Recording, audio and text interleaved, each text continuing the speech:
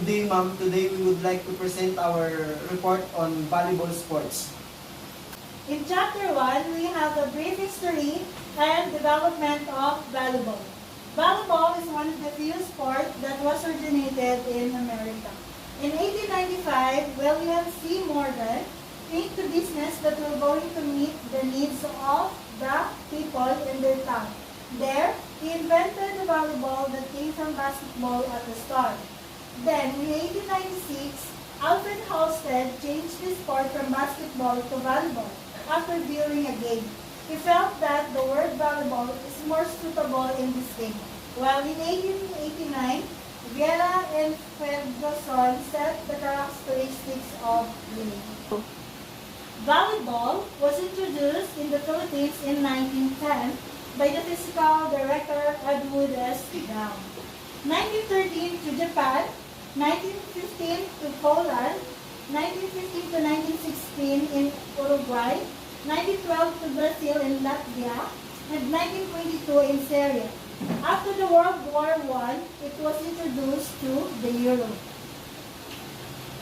Volleyball was created and spread throughout the whole world.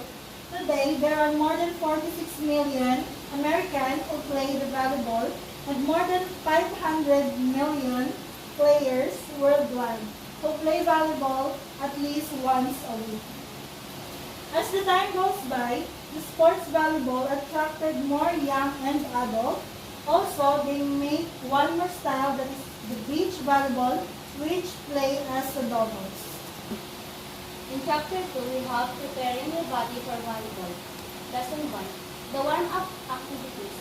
The warm-up activities exercise are aimed at increasing the core muscle temperature in order to prepare the body and the mind for the intended volleyball activities. It also provides insurance against injury and soreness. Cooper recommends that the first goal is to select and complete a set exercise that gets your muscles warm up and ready for the game. Volleyball specific warm-up. Number 1. Partner ball space exercise. Starting on the end line of the court with one volleyball, you run forward as quickly as possible in a medium body. Number 2. Court perimeter exercise. Start at the right back corner of the court and run to the net in a medium body posture. Number 3. Ball slamming or bouncing exercise. Get a partner and have one ball for the drill. Take distance of approximately 10 feet away and facing your partner. In the lesson 2, the flexibility exercise.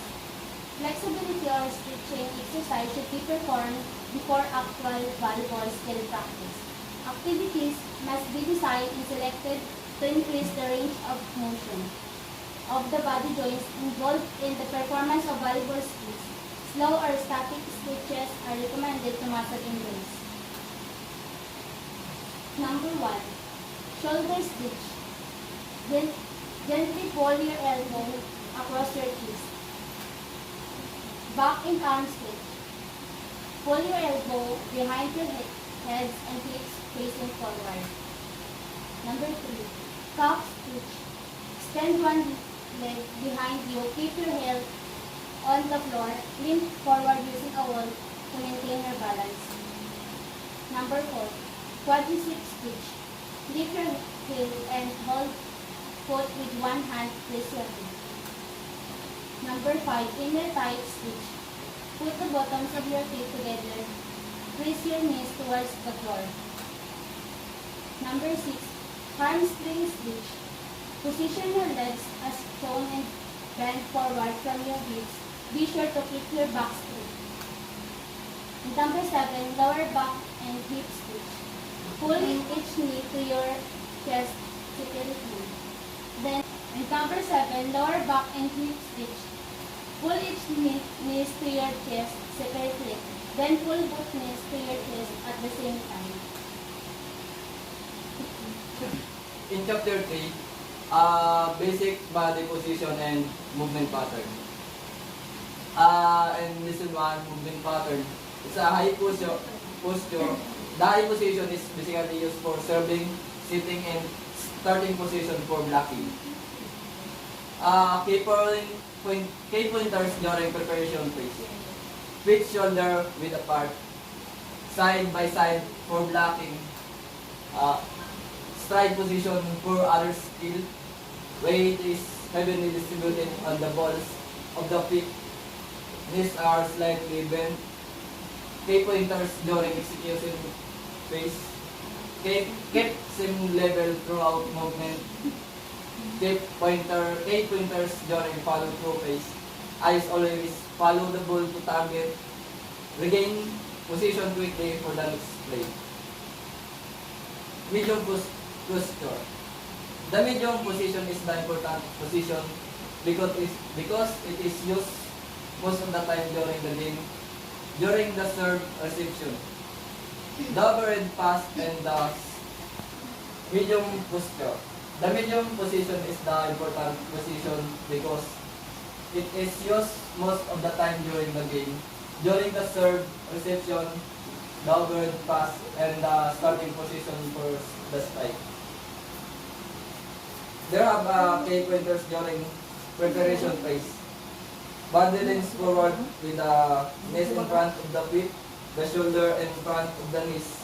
Knees in front of heel, shoulders in front of knees.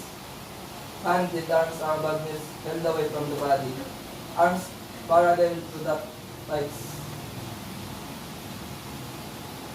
Thin body position, hands are not joined during movement.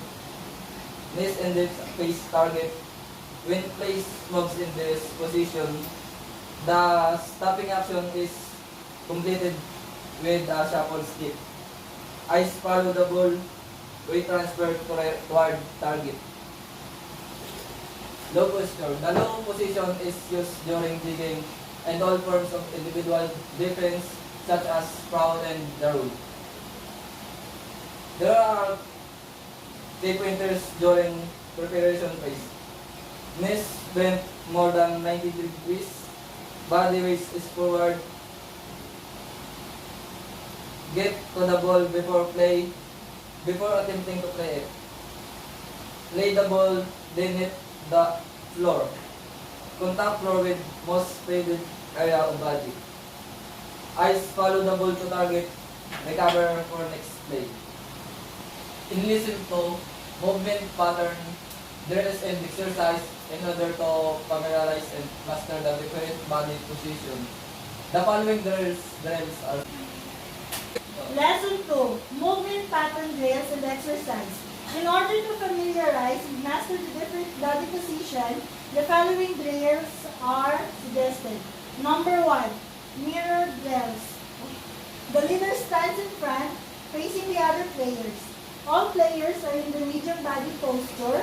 The leader moves forward, backward, left or right in stationary jogging position upon the signal of the instruction. Coaches whistle. Student must follow the leader, maintain the medium body posture through the drill for at least 60 seconds per set. Complete 3 sets with 30 seconds rest in between sets. the ball of speed spike. The execution of speed is exactly the same as that of the drill. K to effective of speed. Wait on attack, watch the sitter, eyes on the ball after sit, wait forward, anticipate approach. Forward and backward drill. Stand in the medium body, posture on the attack line, facing the net with a slip hop, move forward, touch the center line with your foot and move back to the attack line. Block and roll drill. Stand the net in the high body posture, your elbow bends and close to body, your hands in front of your shoulder. Low to floor sit drill. Begin at the center of the court facing the net and a low body posture, your hand touching the floor. Chapter 4, Basic Skills in Volleyball. Passing simply refers to the act of hitting the ball to another teammate. The term passing is used to denote the first contact of the team after the ball has crossed the net on the server or other type of hit. The player who first contact the ball passes to a teammate who sets it for the spike to hit into the opponent's court. The forearm pass, the first basic volleyball pass, is the forearm pass. It is sometimes referred to as the bump pass. It is used to receive service, receive spikes, play in a ball to ways, level or lower, and play any ball that has got the forearm pass, the first basic volleyball pass in the forearm pass. It is sometimes referred to as the bump pass. It is used to receive service, receive spikes, play any ball at waist level or lower, and play any ball that has gone to the net. The forearm pass is most used to direct the ball to a teammate. Detecting forearm pass errors. If you learn to recognize the components or correct execution of the forearm pass, it becomes easier for you to perform correctly and to analyze the attempts of fellow students as well. The most common forearm pass errors are the following. Arms are too high when you contact the ball. You get low by bending at your waist and then instead of your knees. You don't transfer weight towards the intended target. Suggested passing drills. Passing in wheel, ball drill, the partner pass drill, continuous bumping drill, passing to target drill.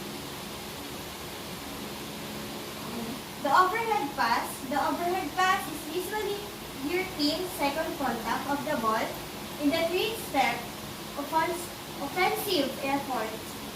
It is a pass made with both hands open, controlled by the fingers, with players face below the ball. In most offensive situations, one player is designated as the setter, and it is the player who executes the second hit or set.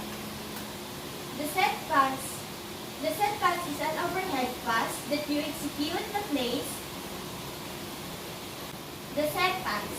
The set pass is an overpass that you execute to the place the ball in a position for the attack. Important of the set determines where and how will the attacks develop. It is extremely important that the players have outstanding ability in setting the ball efficiently. There are three kinds of set passes: the high outside, the click, and the back set. The high outside is placed on the left side of the court. So that if left alone, it would drop on the left sideline. The quick set is always set in a relation to the setter. The back set is performed with the same technique as the front high set, except that as the setter contacts the ball, the back is armed and the ball is directed towards in the center. Overhead pass and set pass drills. Pass, bounce, pass drills. Partner toss and pass drills. Short pass, back pass, long pass drills. Reason to the attack. The attack is the last hit made by the team. It is usually a hard spike, but maybe a soft hit tells over the blockers, tip or a dink, or a roll, shot in an open area of the court. The three kinds of attacks are described as the dink, of speed, spike, and hard-driving spike. The dink is a legal push of the ball around over the blockers. The dink can catch the opponents off guard. A well-placed dink often breaks the back of the opposition and may help improve the momentum of the offense. The off-speed spike is a secret option for the attacker. It is similar in effect to the game, but it fit deeper into the opponent's court. A third attack method is the hard-driving spike, the most exciting play in volleyball. It is also one of the most difficult of all sport skills to learn. To effective bend, preparation phase. Wait on the attack line. Watch sitter execution phase. Begin approach the net when ball is at peak of its trajectory. Cover distance with few steps. Last two steps right. Close left or step to jump, follow through phase. Hands follow ball to target. Land on both feet. Band nest to cushion landing. The hard drive-in spike. For successful hard drive-in spike, you need to concentrate on 3 areas of performance. At contact, you raise a snap in your fingers, roll over the top of the ball, imparting top spin, which causes the ball to drop. The follow-through is the same as for the game. Lesson 3. The block. The block is the first line of defense against your opponent's attack. The purpose of the blocking is to take a portion of your court away from the opponents. Blocking is defined under international rule FIVB, Rule 2009-12, is the action of players close to the net to intercept the ball coming from the opponent by reaching higher than top of the net. How to execute a single block. As the blocker, begin by standing within 1 foot of the net, facing the opposite court. Your hands are out to your side at shoulder level. Palm facing forward with fingers spread wide. Wait until the ball is hit to the hitter across the net from your position of the court. And change to watch the attacker until the ball comes into view. Attempt to line up one half body with towards the opponent's hitting side. How to execute multiple blocks. The execution of the double and triple blocks is similar to the execution of the single block. The main difference is the 2 or 3 players join together with the block. When the block is on the outside of the court, the outside player sits the block and the middle players joins the outside player. When moving to joins the player. Chapter 5, the facilities and equipment of volleyball. In volleyball. Chapter 5, facilities and equipment in volleyball. First is the court. The playing area includes the playing court and the free zone. Playing court is facilities and equipments in volleyball. First is the court. The playing area includes the playing court and the free zone. Playing court is 18 meter long and 9 meter wide, and is surrounded by free zone of 3 meter wide on all sides. The space above the playing area is known as free playing space and is a minimum of 7 meter high from the playing surface. Next is the net and net post. The net is placed vertically over the center line. The highest of the net is measured from the center line, the center of the playing court. The posts are supporting the net. The net is 2.43 high for men and 2.24 meter high for women. It is 1 meter wide and 9.5 meter to 10 meter long and is 10 centimeters per block mesh.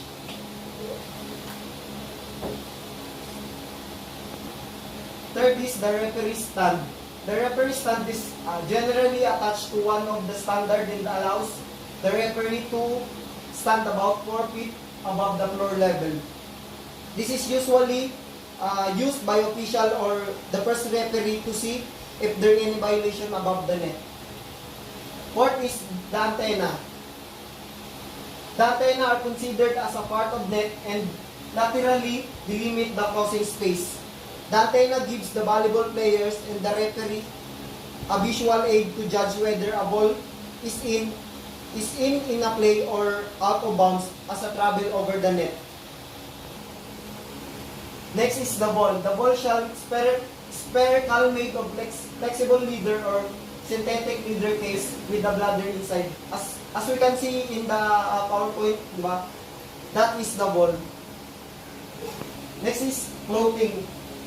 A player consists with jersey, shorts, socks, and shoes. One of the primary reasons for adopting uniform in sports is identity.